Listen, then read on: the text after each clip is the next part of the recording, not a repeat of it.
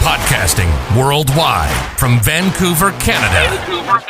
Welcome back to the Personal Process Podcast. The show that takes you through the growth, hardship, self-discovery, lessons, and stories of individuals who achieved success in their own personal path. Trust the process. Welcome back to the Personal Process Podcast. Today's guest, we have Bernard Gleton, and we are very excited to have you here, sir. You know, you run your own podcast, you're a former professional athlete. I mean, you also got a little side project going on for yourself. How are you doing today? Oh, man. Happy Monday. Happy Monday, eh? My guy. So, Bernard, I guess, where are you from? Like, where do you grow up? So I am from the west side of Detroit, Michigan. I know you're in Canada, so Yep. we're neighbors practically. Yep. Other sides, but yeah. Yeah. So that's where I'm from, and that's where I grew up at.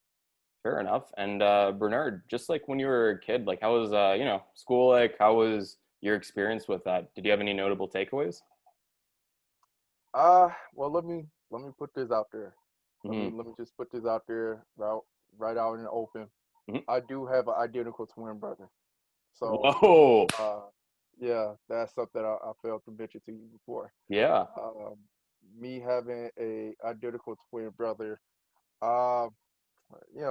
we did typical twin stuff. You know what I mean? Yeah. I pretended like I was him. He pretended to be me. We switched classes. We played tricks on people. You know, the whole nine. You know. Jeez. And then were you guys like friendly twins, or like were you always competitive with each other? It's natural for twins, identical twins, to be competitive. Yeah. Not only identical, but just twins in general be Right. competitive. Yeah.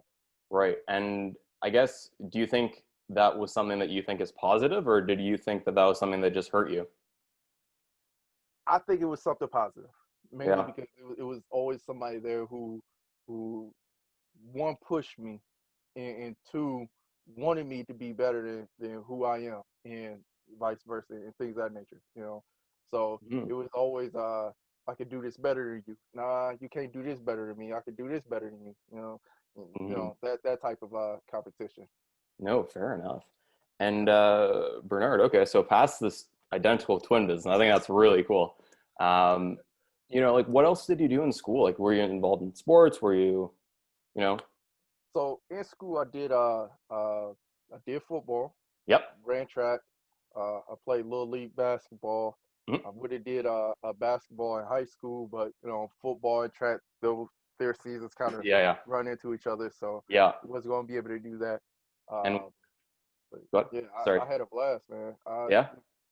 When I was playing, I'll say this: I was all state in track. Huge. In 110 hurdles. Wow. In my class. And you from my experience with that, I realized that I might be good in my neighborhood, but I may not be the best in the city, right? Right. The competition level keeps getting higher and higher, right? Absolutely. So I was lucky enough at my time, it was a lot of great competition in the city. Right. And I was just lucky enough to be able to compete at the highest level that I could, at that age, and really, really showcase myself.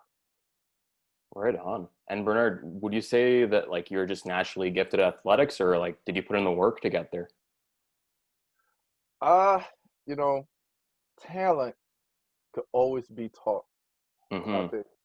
I of course had the natural stature and build for a person to be athletic, but to really, really get good is always going to take hard work. I would like to say that I came out the womb and was just killing people on the football field or on the track, but that would be a lie. You know what I'm saying? Yeah. It took years, and here's a funny story. Yeah. So when I started playing football, with my older cousin and everything like that. And then my mother started putting my brother and I in Little League, right? And Yep. in first year in Little League, just trying to do everything and all that type of stuff. But that's when I really started learning the game. Yeah. And probably after that second year of playing Little League was when I really started realizing, okay, this is what I need to do. After the first year, I started studying particular people and started incorporating a lot of their game into my own game and really put my own spin on it. And that's how I started to become better and better and better. Right on. Yeah. So that's kind of like what Kobe did, right? Like he took MJ's moves and, he added his own finesse on it. So like who were the people that you were looking up to? Oh, man. So my position in football was quarterback and wide receiver. As Wow. far as wide receiver, obviously the greats, right? Jerry Rice, Mhm. uh, Jerry Rice, Randy Moss, Yep. who else? John Taylor, Right. you know, Michael Irvin was my favorite receiver, mainly Right. because Michael Irvin wasn't the fastest guy, but he was strong and he was big and he ran great routes.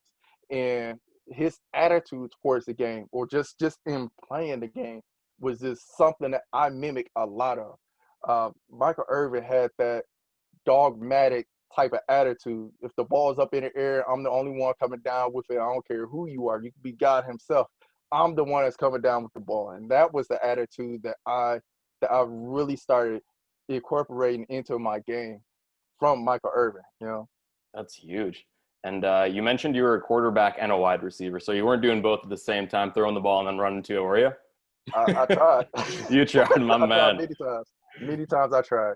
Yeah. But I did throw it to my brother, so I guess in a sense it was. Hey, that's fire. Man, yeah. And just kind of following up on the last bit that you're talking about, like that, the way that they play the game, like how did you take what you learned from these amazing players and apply it to your own life? The work ethic. Mm-hmm. Doing things that nobody else wanted to do. Okay. Um, some of these greatest plays that we've seen, right? Mm-hmm.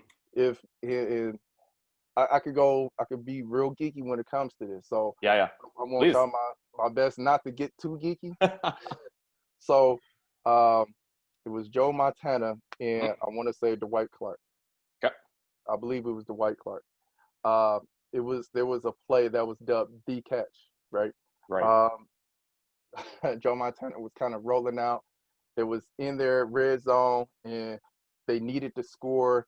And he threw the ball, and he was recorded saying that he thought he threw the ball a little too high for him to catch the ball, but he was able to go up there, catch the ball, come down with it, right? The Right. catch.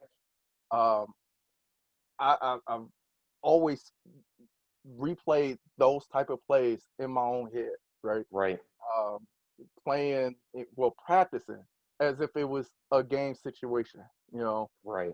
everything ahead in having some type of plan.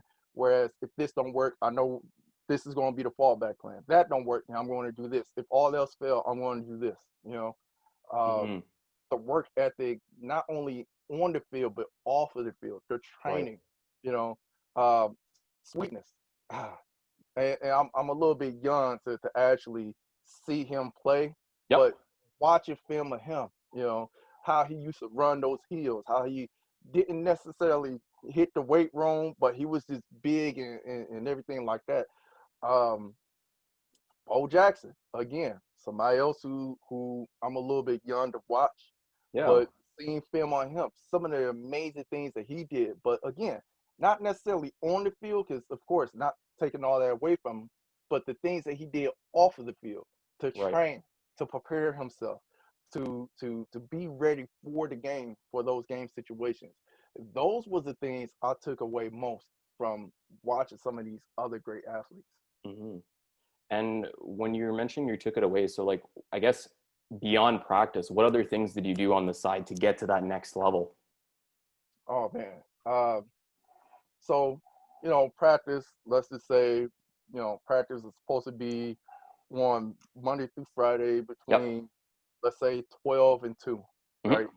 right? What I would do was I would come in, maybe around 10 in the morning Right. and start working on my own stuff. Then practice starts at 12, 12 to 2. And then right after practice, I might grab me a bite to eat, but I'm right back in the weight room, on the field, doing whatever, doing some more work. I could give you a specific time when I was running track in high school. Mm-hmm. Never ran track before, but I started running track, and each year I progressed. I Right. went from regionals to state, or I went from city to regionals to state. And Right. each year I failed. I failed at that next step, right? Right. Right. Uh, and at the time, I was in this particular high school for 3 years. So my senior year, I knew I had to make something happen. So what I did was, this is before the season, I stole some hurdles and took it home. Right. I didn't even have a car. I can't even explain to you how exactly I stole these hurdles, but I took these hurdles home with me. No lie. And I lined up maybe like 3 hurdles in my driveway. And I went over it and over it and over it. And I kept them well, my coach came back and told me that she needed those hurdles after the season. But still, so like after school, went to track practice, Mm-hmm. ran till I ran purposely. I ran hard purposely to throw up. After I throw up, drink some water, wipe my mouth, went back out there running. And right Right. after practice, came home, and it was maybe about an hour to get home from, catching the bus and everything. Mm-hmm. I come home and I eat a little dinner, study a little bit, but I'm right back out in the driveway, going over those hurdles. And that's when I say I was fanatic about it. It was for me. It was the details. The details. Yeah. It's those little details that's going to help me be a better athlete. That's going to help me be a better track runner. That's going to help me be a better football player, and so forth and so forth and so forth. Absolutely. And Bernard, the question begs to be asked, like, what gave you this drive, this motivation? Because, like, you're not only saying that you want to work hard, you're working pretty much the whole time. And your exact words were, I want to go until I puke. So, like, how do you have that grit, that tenacity, that vigor to, just punch through the day and say, this is me? Well, I said it earlier. I'm Mm-hmm. an I am competitive. Because I am an identical twin, I am competitive. Right. Not only am I trying to beat my brother, but once I got out here and started, competing against other people, I realized, oh, wait, there's more people for me to compete against besides my brother, right? Yep. And like I said, those years, well, it was 1 year in particular where the competition was just amazing. That's what drove me to work as hard as I did. It was a competition. And again, I hated running. I don't like running, because after I get finished running, I'm tired, I'm breathing hard. Mm-hmm. I don't want to do that. However, the competition in my mind was, okay, let's see who's the best. Let's compete. You know what I mean? If I'm going to lose, I'm not going to allow myself to lose by a large margin. And even if I do, okay, it's all good. I would take it like a man. You know what I mean? Mm-hmm. But the competition is what drove me, like, honestly. That's huge. Like, and I guess, let's kind of talk about this range. A lot of people, they mention, competition that comes with stress. There is a lot of anxiety that comes with it. What's allowed you to, just forget about that and just say, like, I got this, if I, misstep one day, I'm going to come back the next day even stronger. What gave you that? So I'm not sure if I'm allowed to cuss on your show, but I've developed a IDGAF attitude. Yep. Okay. And for those who don't know what that phrase is I don't give a, F-bomb. yeah. I developed that because it helped me to stay focused on the task at hand. You know what I mean? If I was to miss a play, okay, that's fine. I need to go and make it up the next time. You know what I mean? I need to work harder to make it up the next time, and things of that nature. So when it came down to anxiety, I didn't necessarily have anxiety in aspect to competing and performing. The anxiety came a tad bit later with Mm, other stuff. Yeah, right. yeah. Like, was it with the sports still, or was it going into more of like the adult life? It was more so of the adult life, and I Okay. didn't recognize that it was anxiety until I started having therapy. You know, Right. um, and so let me explain to you. Hmm. Before a game, I get these butterflies, Yep. right? That's a form of anxiety. However, Yeah. my thing is I'm not going to, I will not allow fear to hold me back to do what I need to do, right? It wasn't until I started dealing with things in my personal life is when I started realizing, oh, that's a form of anxiety, you know. Yeah. And it did not feel the way it felt when before I come out in a game, or if we need this bucket, or if we need this Yeah. touchdown, or this Yeah. catch, or what have you. Uh, it was just a different feeling, you know. Yeah. Um, Anxiety in my marriage, anxiety in certain situations, For sure. was when anxiety really started playing a part in my life. And again, it wasn't so bad, whereas it kept me from performing. Right. It may have slowed me down momentarily, Yeah. you know, until I pushed through. And once I started getting into therapy and really talking some of these things out, that's when I realized, okay, this is anxiety. You Yeah. know, No, definitely. And thank you so much for sharing that, Bernard. I really appreciate it.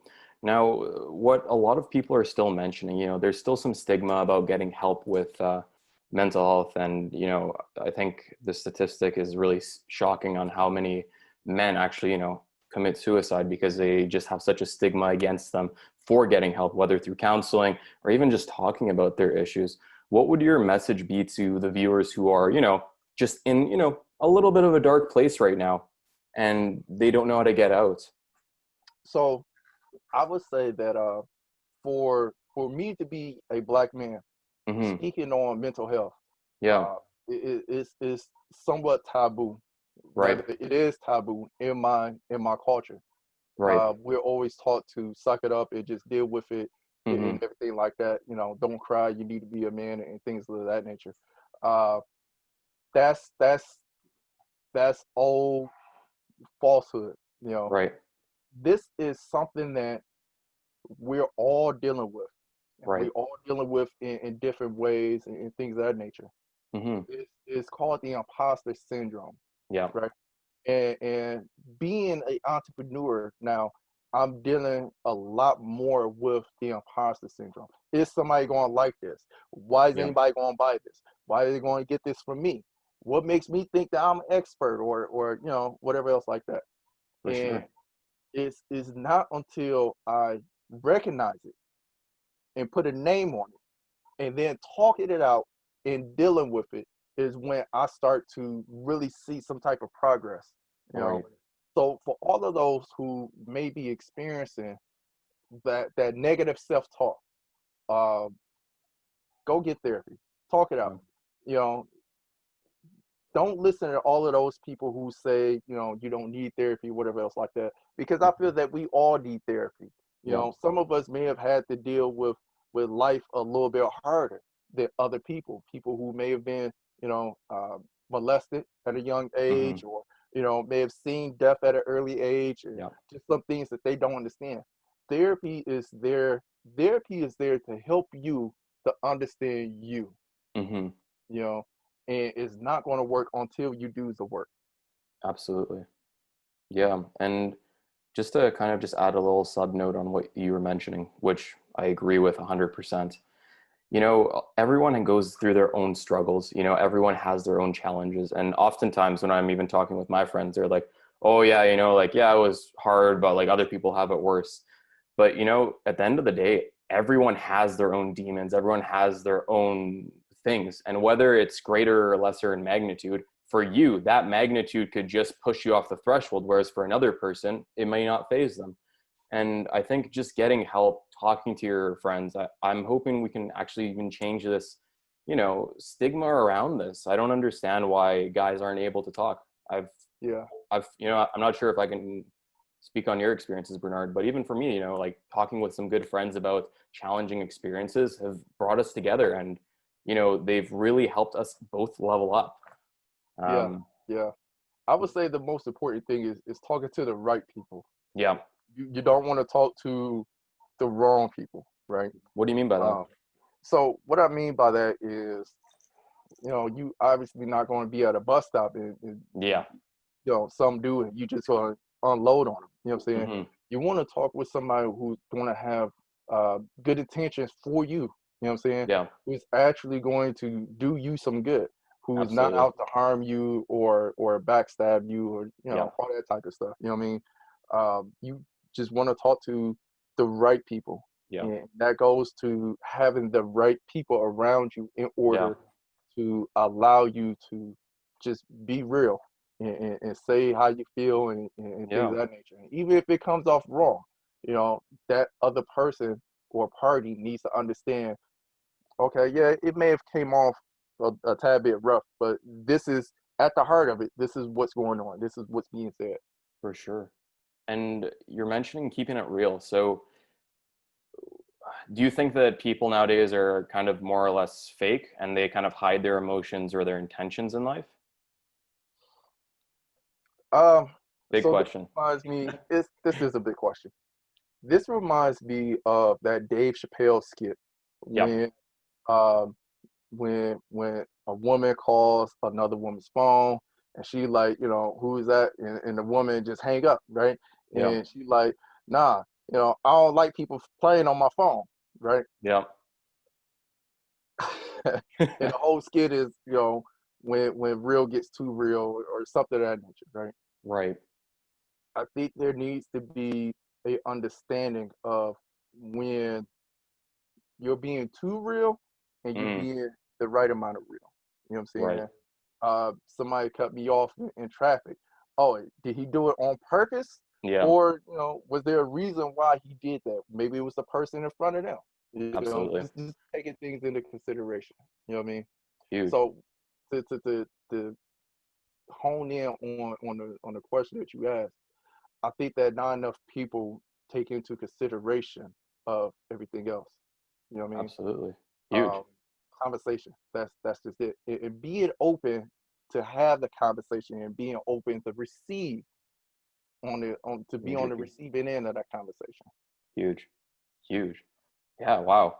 This was kind of a little bit of a tangent from the whole story, but I loved it. You know, it really captured like something that's very important, especially for men who've been, you know, conditioned to, you know, be shoulders back. Oh, I'm good. I'm good. I'm good. You know? Yeah, yeah, Um, so Bernard, just kind of bringing it back now. So, you know, we're talking about the athletics. We're talking about, you know, how we're able to cope with the different stressors in our life and experiences that are some maybe be traumatic.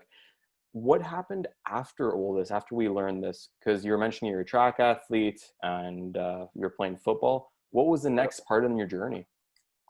The next part of my journey was obviously college, right? College. Um, so I went to college. I went to a HBCU, which is a Mm-hmm. historically black college or university. I went Mm-hmm. to Delaware State University for a year.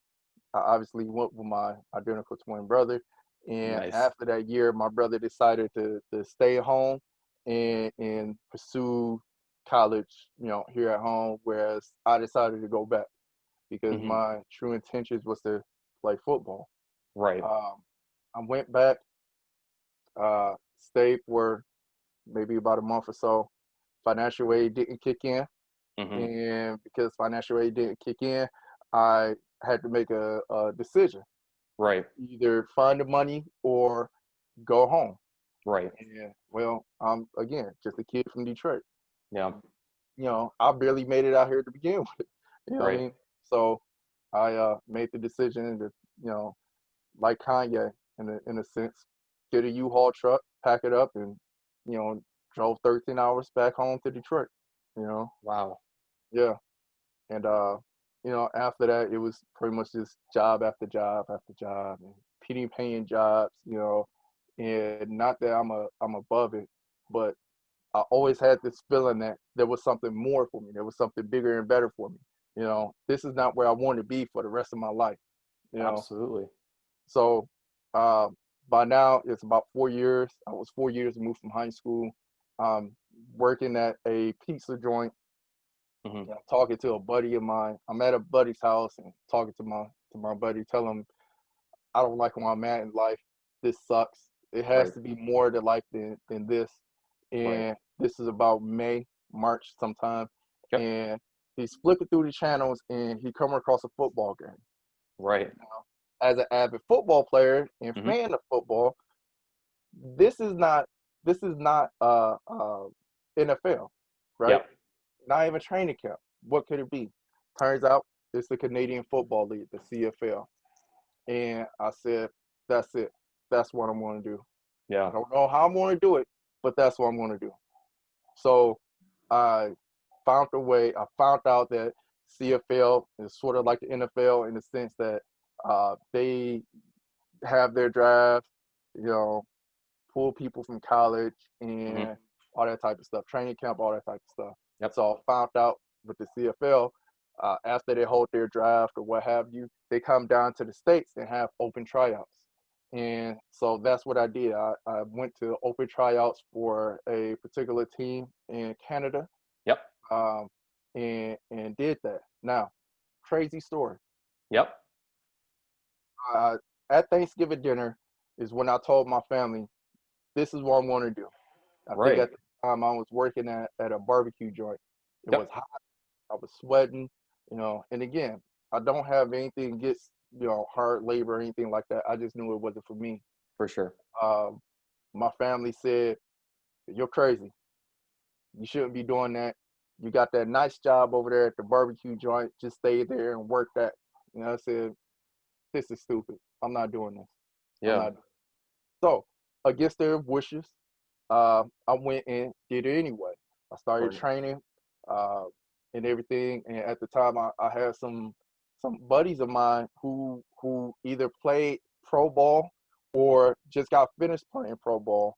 Yeah. And so I'm talking to them, and they're telling me, "Man, you was better than me. I don't understand why you're not here." I'm like, Yeah. the luck of the draw, I guess. I don't know. Right. So, 3 weeks to leaving to go to tryouts. I'm at the barbecue joint where I was working at. My manager tells me go take out the trash. So I'm outside taking the trash out to the dumpster. I see two guys coming around. It's about midnight or so. The guys walk up to me. I instantly get this feeling like I need to run. Something's about to happen, but I need to run. Yeah. As soon as I got the feeling, one guy walked up, pulled a shotgun from his sleeve, and Oh pointed at my me. God. And I said, okay, all right, it is what it is. So he walked me into the barbecue joint, and it's funny because we just hired this girl. She was maybe a week old, right? Right. And at my 12 o'clock, directly in front of me was my manager as I walked through the door, and maybe to my 3 o'clock or so was the new girl. Right. And another one of my employees who was kind of off at my 1 o'clock, but we're in the back room and you can't really see uh, my other employee at my 1 o'clock. So I walk in, the new girl, she sees the guys behind me because I'm obviously taller than them. Yeah. She starts screaming and kind of going nuts, oh my God, oh my God, oh my God. Yeah. I look at my manager in his eyes and he's trying to figure out what's going on. And I'm just trying to I don't know what to tell you, right? Yeah. So I move to the right, he moves to the right, he moves to the left, I move to the left. So we're, sort of doing this little dance. And Yeah. he finally seen the guy behind me and he books it for the front door, right? And I'm Right. thinking, that's a good idea. I should do that. So I turned around with every intention on running. And the other guy came up and had his gun in my head. And I said, all right, it's what can I do? Right? Yeah. I just accepted it, you know. Right. So I got on the ground and the guy put the gun to my head and pressed it in my head to make sure I felt it. And he yelled out, shoot to kill, shoot to kill. So at this point, I'm thinking like, Holy. this might be the end, right? So the guy runs after my manager. My manager actually runs outside and runs down the street because my job was sitting on a busy street. So he runs down the street. And the guy who was chasing them ran so far, turned around, came back. So they ran back. Obviously, the whole purpose of them coming in was just to rob the place, right? Yeah. So they came back in, and the guy took the butt of the gun and hit me upside my head with the attempt to knock me out, right? Right. So they run out, and they ain't take anything. So now I'm laying on the floor. I'm trying to figure out, okay, did this dude just shoot me? What just happened? Well, let me see if I can move my arm.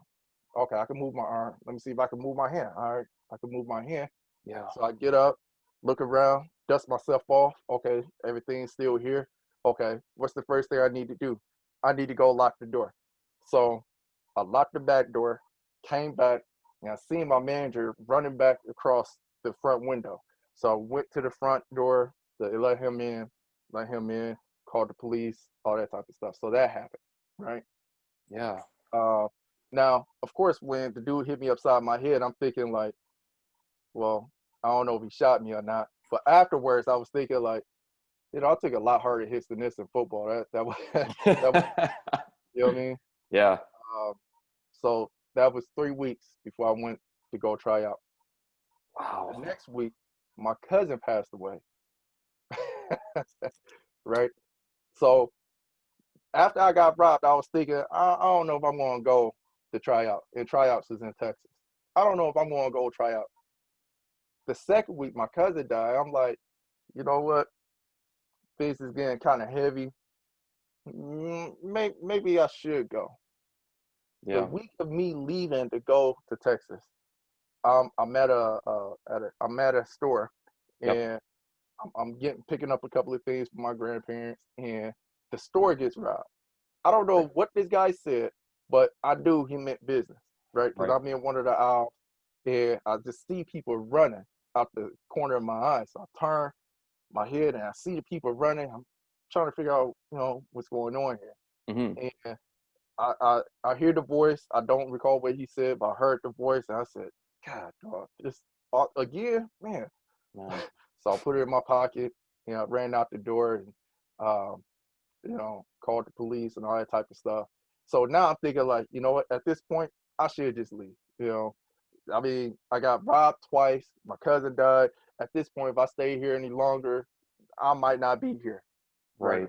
So I made the decision to go anyway. Yeah. Well, tryouts was in Texas. It was in Dallas. I have a nephew down in Dallas, Texas. Okay. So I had to pay to get down there. I had to pay to try out.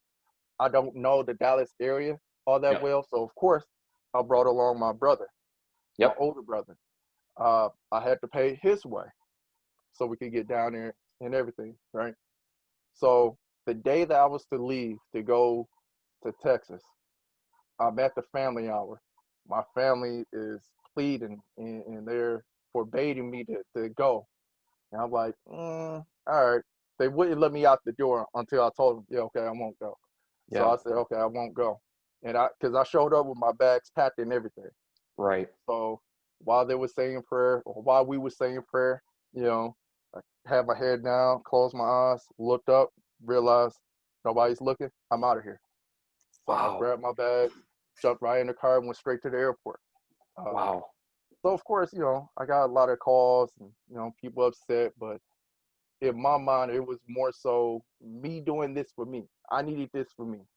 At this point in my life, I didn't like where my life was. I didn't like the way things was looking. This is the opportunity, what I like to call my Genesis moment. Yeah. This is my Genesis moment. This could change the rest of my life. Whether I get on the team or not, this is going to change the rest of my life. So I get down to Texas. It's a much longer story, but the short end of it is I get to Texas, try out. Again, 4 years to move from high school. I'm not as fast as I used to be and not as strong as I used to be, but I can still get down. I can still boogie and all that type of stuff, right? Yeah. I did good enough for them to call me back. Okay. They said that if we call you at this date or before this date, congratulations, you're on the team and all that type of stuff. If you don't if you don't get a call from us at this time, then, keep working out, whatever, we got film on you, we'll shop you around, all that type of stuff. So the deadline came and gone. So now I'm in between jobs again, trying to figure Yep. out what am I going to do. Um, Maybe about a week, few days to a week later, Hmm. after the deadline, they called me and said, "Hey, Bernard, this is Coach so and so from this team. We really love for you to come out." When they called me out, I was in bed. This about, I don't know, 8 in the morning, 9 in the morning. I'm Yeah. asleep, and once he said Coach, I perked right up and invited me to come out. I hopped up and down my bed and said, "I'm out of here." Yeah, yeah, yeah. you know. So that was my Genesis moment. Yeah. That's, I don't even have a right word to describe that, Bernard. That's just wow, man. That's just wow. Yeah, I can't make this up. You really can't, man. You No, really, no. It sounds like a movie, I know, but I can't make this up. you should make it into a movie, my man. We'll see. Maybe later on down the road. No, for sure. So Yeah. the coach calls you out. What happens after that? So after that, I go out to Canada. Mhm. I for legal reasons, I won't really say the name, but it's in Saskatchewan. Okay. uh, I get on the practice team, and I do that for about a year or so. Yep. Uh, Come back home. They release me. Come back home. At this time, Arena Football League is really starting to play up pretty big. Yep. I had every intentions on going to try out for an arena team. Right. At the time, there was two teams in my area. There was a team in Grand Rapids, Michigan, and a team in Chicago, Illinois. Right. Um, my plan was to try out for Grand Rapids, but then that team folded. So Right. obviously, the fallback plan is Chicago. Hmm. So I started doing semi-pro football just to, again, get in shape, keep my skills sharp and all that type of stuff. For sure. Um, we was playing a night game in Ohio, and we was in our red zone, and we was threatening to score. Yeah. Playing receiver that game, and I was telling the defense that they was playing pretty tough defense on us. And Right. from what I could tell, I went back and told the coach, "Hey, listen, you need to move me from wide receiver to slot receiver and have me run what's called a post corner, right? Which is about 7 to 10 yards downfield straight, and then you do about 3 yards slant, and then you break to the corner of the end zone." Right. Uh, with the defense that they was playing a zone defense. That would have been a perfect play to, break, just to get inside. That was the hole in their defense by me doing that play. Yeah.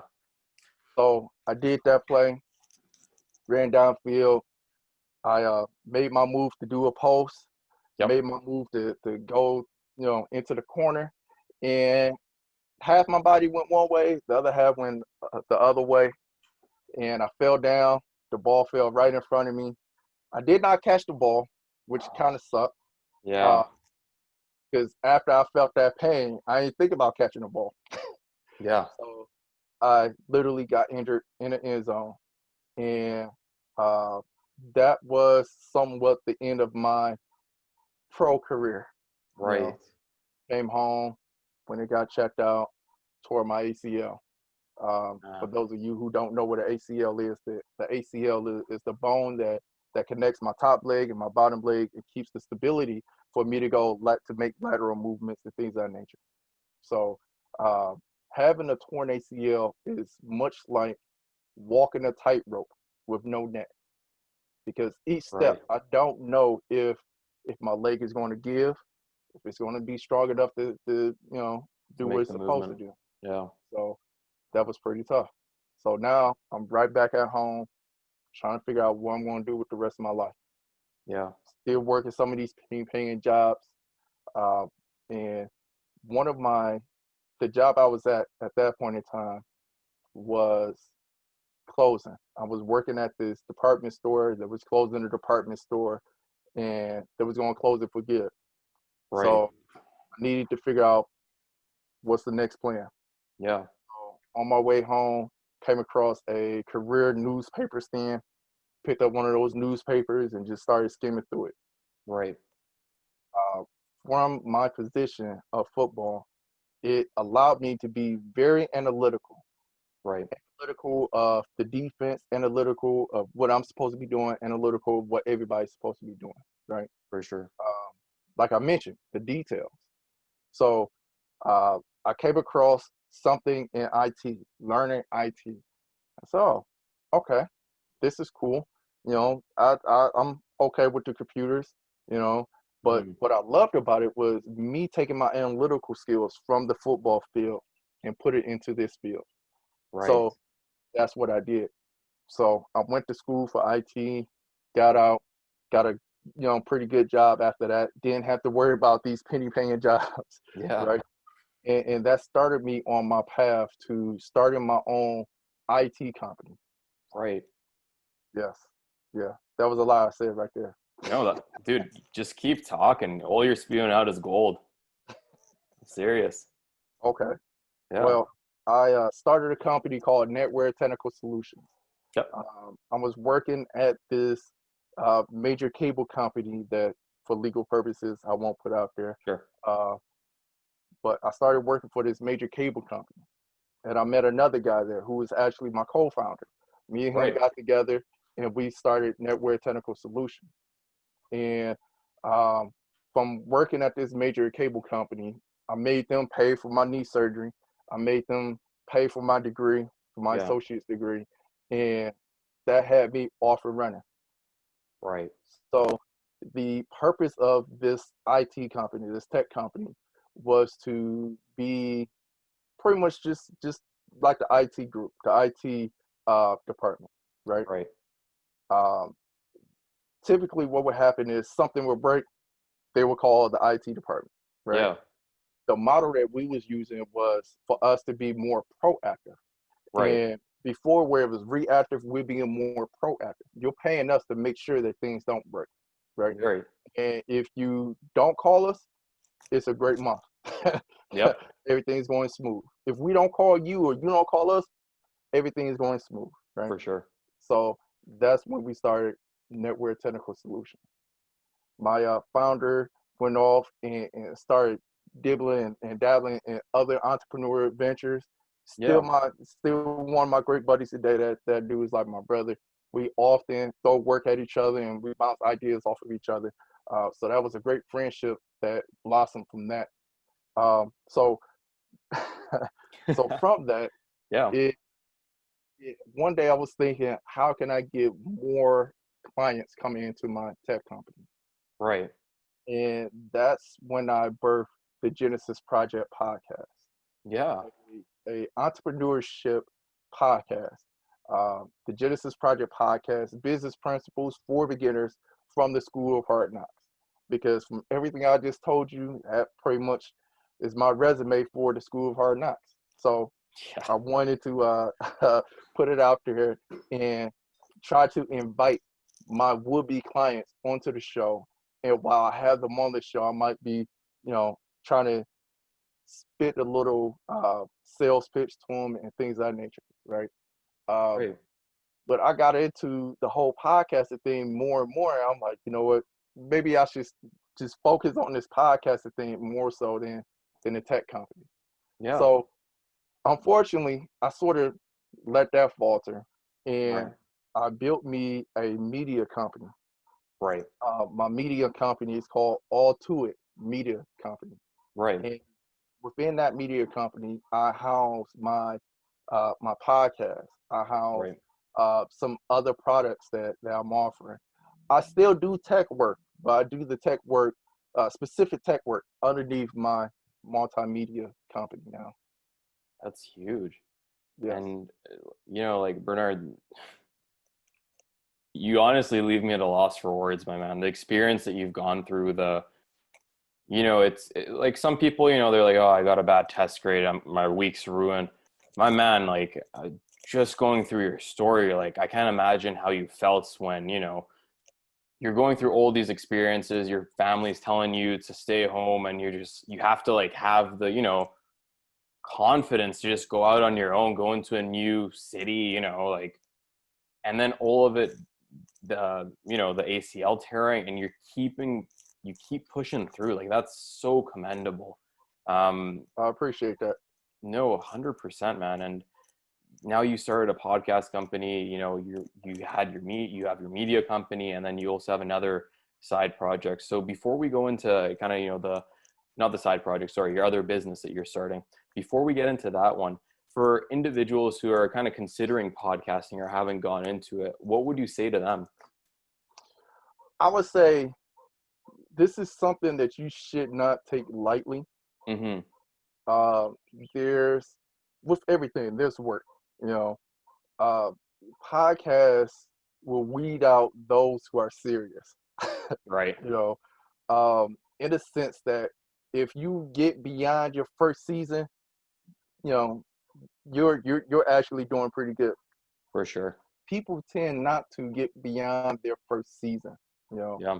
and that's what I mean by weeding out all of the people who really want to do podcasting and things of that nature. You know, podcasting is, for me, is something that is a great platform.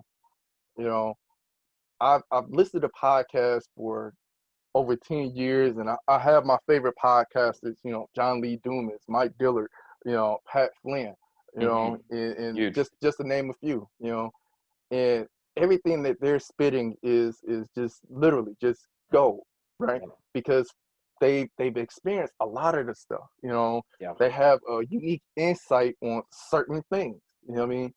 They've put things together where it works. And I'm sure at some point in time it probably didn't work, but it works, right?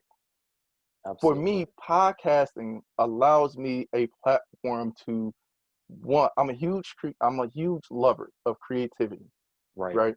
Which is the reason why sports was something so near and dear to me, because of the Right. creativity. You know, me having this platform allows me that creative space, right? Yeah. It allows me to really hone in on certain aspects of me that I really wanted to develop anyway. You know, Yeah. I have a voice, I have thoughts, I have feelings, I have opinions on certain things. This is a way for me to get out there. This is a way for me to network. And like I mentioned in the beginning, when I first started this podcast, it was just for me to get clients. And I probably could have went the whole techie route, but because I wanted to reach out to the small business owners to let them know, hey, you know, technology is your friend. It's not against you. You Yeah. know, Yeah. nowadays it don't matter what business you start. You know, you could be a toilet paper salesman. It's a tech Yep. company. You know what I mean? Yep. And I feel that people or businesses do not look at technology as a cornerstone, as a foundation, like they really should.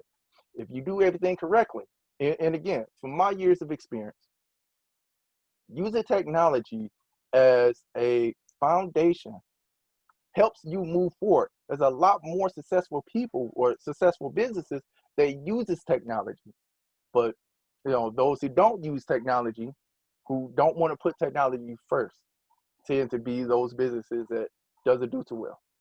Yeah. No, that's golden advice there, Bernard. So kind of just to dive a little bit deeper on this topic before we get into your business right now. Mm-hmm. So you're mentioning that you use podcasting as a medium to, you know, even increase your sales of your business. A lot of people who are starting podcasting I personally haven't even heard of this. I think that's super creative and unique what you've done.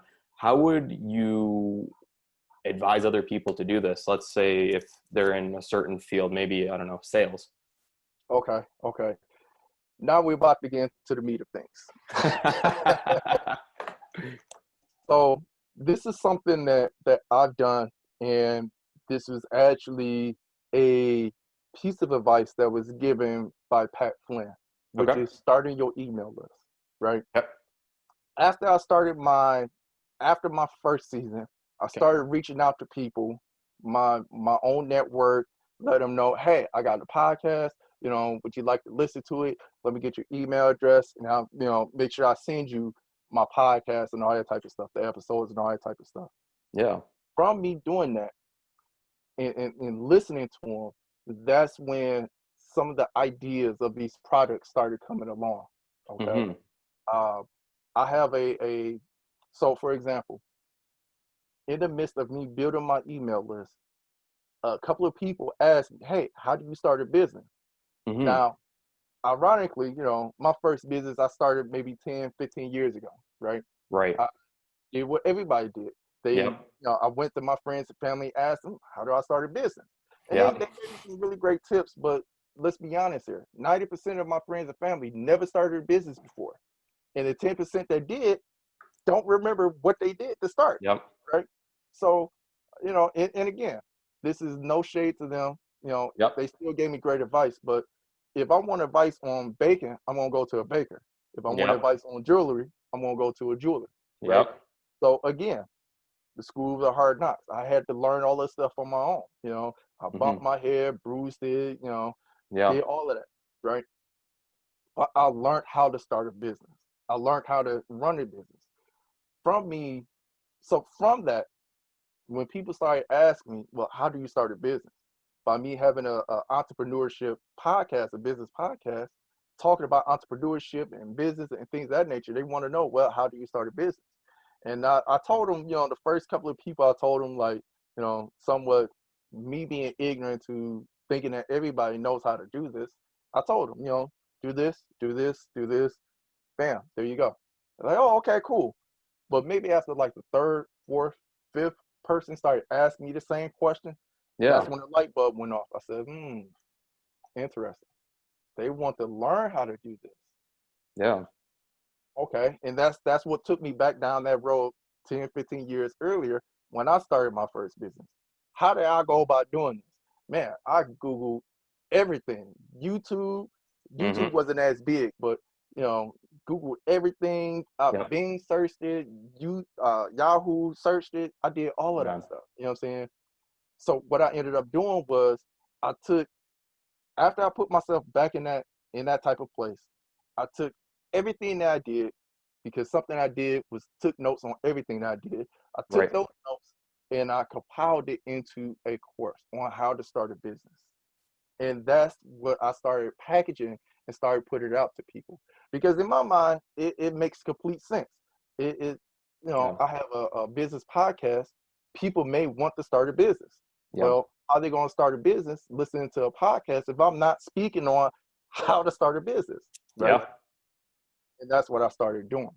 So I created a mini course and I created a full course, and I also wrote a ebook. Huge. And pay for the full course, you get the ebook for free. That's fantastic. Wow. Yeah, that's some great advice. And I think if people kind of went down that route, that would be definitely a way to create even a full business just on its own, right? Yeah. I think the most important thing that people need to take away from that is Yeah. listening to your market, to your customers, to your potential customers. Mm-hmm. What are they asking you for? Because they're going to tell you what they want. Yeah. And once you put it together and package it and everything, you put it right back out to those same people, they're going to purchase it. And then they're going to spread the word. They're going to be your biggest marketing piece. Huge. Huge. So Bernard, that's just value after value after value. So now kind of going away from the podcasting, you are running with a business right now onto how to start a business. Do you mind kind of, I guess that's kind of like what you're talking about. Is there anything in depth that you'd like to touch on there? Yeah. So here's the thing. I have something in my course. I have what's called the new business roadmap, right? Okay. I strongly believe that there's a difference between having a hustle and having a business, Yeah. right? No shade on those who's having, running their hustles and things of that nature, because I think it's great. But I think there's so much more advantages to you having a business Right. versus having a hustle. For Right. example, if by me having a business, I can write off my phone Yeah. bill. I can write that off. Tax write off. I get money back for that, right? Yep. I get money back for me having this microphone, right? Yeah. I get money back for that. So yes, while I'm paying money up front, at the end of the year, I'm getting that money back. So it's like I didn't really pay anything at all. You know what I mean? That's huge.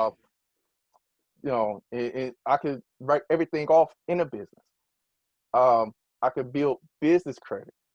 with that business credit is obviously different from personal credit, right? Yep. Where you run your personal credit, if your credit score is good enough, you're not going to get it. But with your business credit, you don't necessarily need to have good personal credit to have business credit.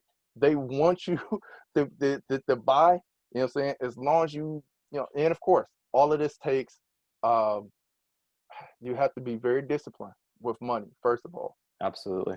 But with business credit, you could get 50, 60,000, that little black card that you've seen people have back in the day. Yep. Yeah, it might be personal, but I bet 99% of the time it was all business. Yeah. Think about it. You have more money accessible to you as a business. So, and that kind of got me off topic, but specifically what I want to get out there is this new business roadmap. I'll lay out exactly what steps to take in this business roadmap. Come up with a name. After you come up with a name, you need to go see if that name is available. Right. Google, YouTube, all of that type of stuff to make sure that that name is available. Once you don't see anybody with the name, or even if you do see somebody with your name, see if it's available in your state, in your region, in your territory, right? Because just because you see it on the internet, doesn't necessarily mean that it's legal in the state, in the region, in the territory, what have you. You know what I mean? After you find out if this name is available, lock that name down before anybody else get it. You lock it down, right? And how do you go about locking that name down? Sorry to cut you off. Oh, no worries. So because I'm from Detroit, Michigan, what I had to do to lock down my business name is I went to the state of Michigan website. Mm-hmm. I did what's called an entity search within the state of Michigan website. Once my name came up, or rather, if my name didn't come up, it's open. Golden. Nobody has it. So I need to put in the paperwork to lock that name down. You may pay a few dollars, and that's fine. You're not going to, you can't get in business and just expect it to be free, right? Yeah. You got to put money down on a lot of stuff, right? Definitely. So I lock down the name with the state. After that, I go and get me what's called an EIN number, an employee identification number. Yep. And I get that from the IRS. Yep. Once I get that, I could take this EIN number and I could go to the bank and open up a bank account, a checking, or rather a business account. Right. Now, this is going back to the whole personal credit, business credit type of deal. But if your personal credit is good enough, you can you can get you a business credit card using your personal credit, but you can get it in your business. Right. If you don't have good personal credit, which I didn't, I still don't, which is a work in progress. Yeah. What you do is you just open up that business account. That's fine. And then you can go on and you can start vendor accounts to raise your business credit up. And then once you get your business credit up, then you can start getting business credit cards from Best Buy, Amazon, maybe, and things of that nature, right? Definitely. And then you could take all of this, because everything's being ran by what's called Duns and Bradstreet. Yep. They're running your credit. So it's just like Equifax, and the other two companies I can't think of at the moment. But it's just like those companies. Yeah. Dun and Bradstreet is specifically for business, along with I believe Equifax as well. Okay. Once you start getting your business credit up, now you can take that back to the bank and say, hey, within, let's say, 6 months, I have these vendor accounts. All of them has been reporting to Duns and Bradstreet, saying that I am in good credit standing. Yep. Give me a credit card for my business. They might give you 5,000. That's fine. 5,000. Cool. And then you might get 10,000. And then that's how you start up in everything. Now, and I know I might be going a little long with this, but you definitely get a lot more. You definitely get a lot more from my course that explains a lot of this. Yeah. But once you get your bank account, your business bank account, then you go and start focusing on, obviously, your product, how you're going to market. You definitely need a website. Don't listen to people who say you don't need a website because they're stupid. You need a website. You need a website. Yep. You may not need business cards, but you need a website. Yep. You know, and then you need social media, Facebook, Instagram, Twitter, Pinterest, maybe. You need that because now you need to start telling people about your business, right? Yeah. And then you come up with a marketing plan to tell people, hey, I got this, again, because I'm from Detroit.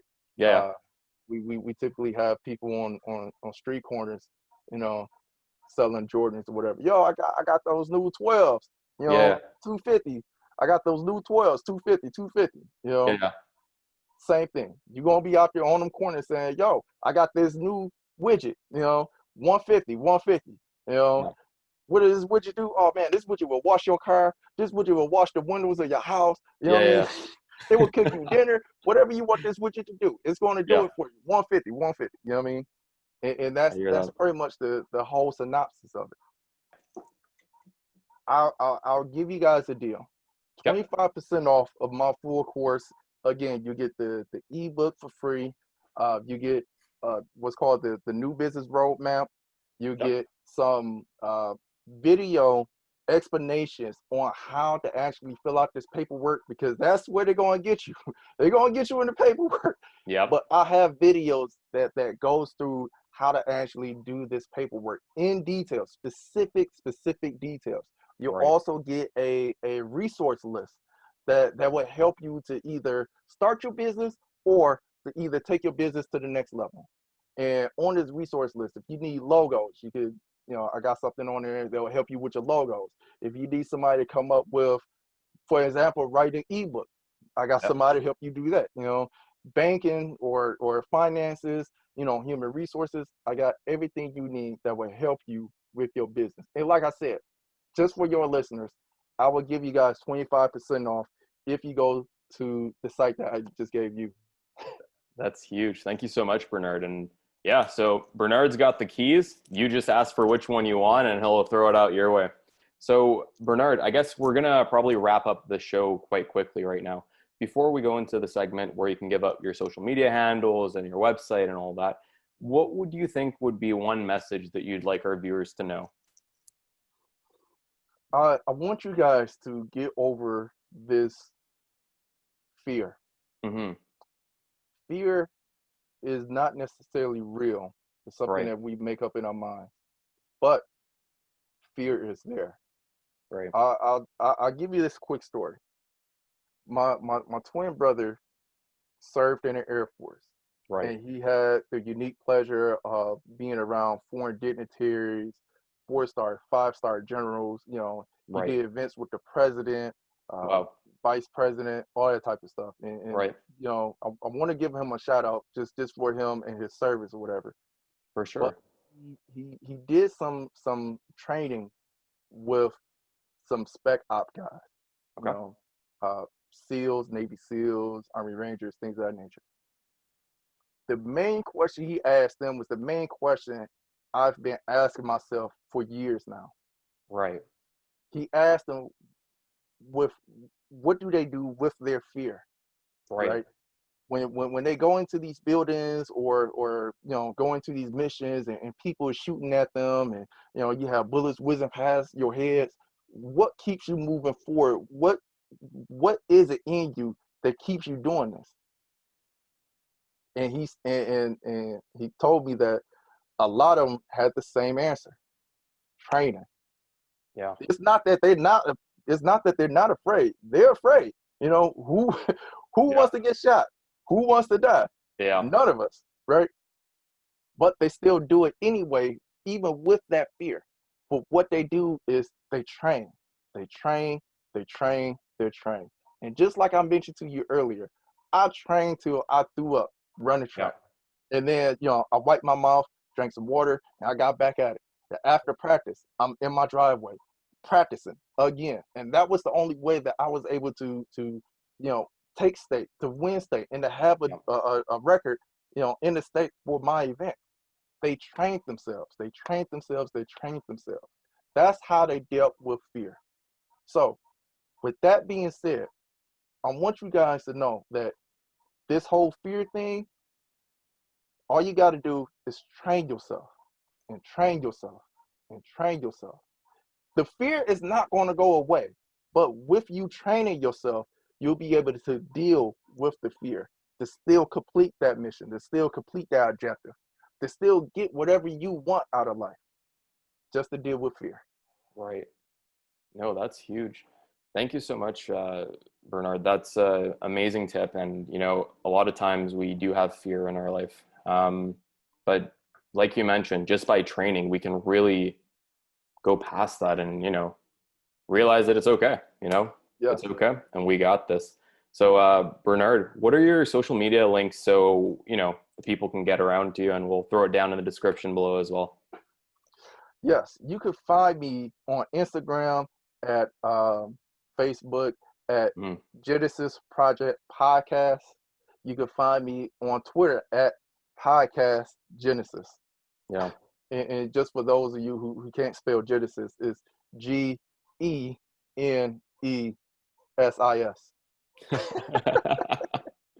And of course, you can always find me at my website. It's genesisprojectpodcast.com. Again, business principles for beginners from the School of Hard Knocks. And just like I've mentioned over and over again today, I've come from the School of Hard Knocks. Yep. I'm comfortable with the hard knocks. I'm not afraid to fail. And I have the IDGAF attitude that really helped me to get through a lot of this hard knock stuff. Yeah, honestly, yeah. The stories that you've mentioned in today's podcast were so captivating. It was so real, you could feel it viscerally. And Yeah. I appreciate you for that. I appreciate you for your messages on mental health. I appreciate you for, the advice in business that you've given us today. And all in all, man, I appreciate all your keys that you've given our listeners, and just you as a person, my man. Thank you so much for being on the Personal Process Podcast. No problem. Yeah. So thank you again, and we'll catch you all on the next episode. Thank you very much. Hey everyone, Parham back after another amazing episode with another amazing guest. We hope we added value into your life so you could take the tips from this episode and fuel your process forward. If you enjoyed our episode today and think other friends or family members may also appreciate the lessons that our podcast brings, be sure to share us with them. Subscribe and rate our show so we know how we did. And always remember, trust the process.